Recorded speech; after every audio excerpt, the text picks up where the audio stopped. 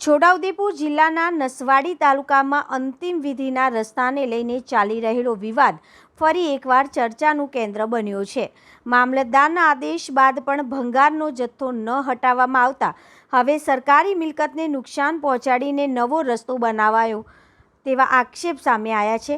નસવાડી તાલુકામાં તારીખ 12 મે 2026ના રોજ સ્થાનિક ગ્રામજનોએ અંતિમ વિધિ માટે ઉપયોગમાં લેવાતા સ્મશાન યાત્રાના રસ્તા પર ઊભા થયેલા અવરોધ અંગે મામલતદારશ્રીને આવેદનપત્ર આપ્યું હતું.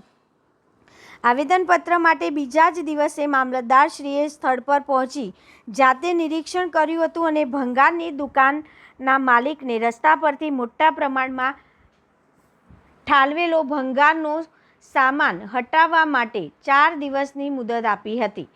પરંતુ મુદત પૂર્ણ થયા બાદ પણ મોટા પ્રમાણમાં પડેલો ભંગારનો જથ્થો ત્યાંનો ત્યાં જ રહેતા સમસ્યાનો કોઈ ઉકેલ આવ્યો ન હતો.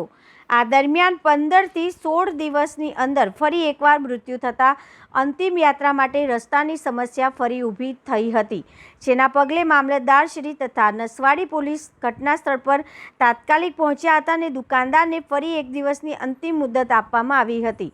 આક્ષેપ મુજબ દુકાન માલિકે પાછળના ભાગમાંથી થોડાક સામાનને ખસેડ્યો હતો, પરંતુ રસ્તો સંપૂર્ણ ખુલ્લો કરવામાં આવ્યો ન હતો.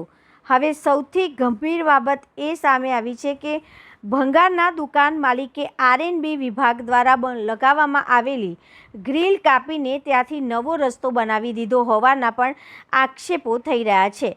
સ્થાનિકોમાં હવે સવાલ ઉઠી રહ્યો છે કે સરકારી ગ્રીલ કાપવા માટે કોઈ મજૂરી લેવામાં આવી હતી કે નહીં, અને જો ગ્રીલ કાયદેસર રીતે કાપવામાં આવી હોય તો R&B વિભાગ આ મામલે કોઈ કડક કાર્યવાહી કરશે કે નહીં. હાલ સમગ્ર પંથકની નજર હવે તંત્રની કડક કાર્યવાહી પર ટકેલી છે. રિપોર્ટર રાકેશ તડવી, નસવાડી, છોટાઉદેપુર.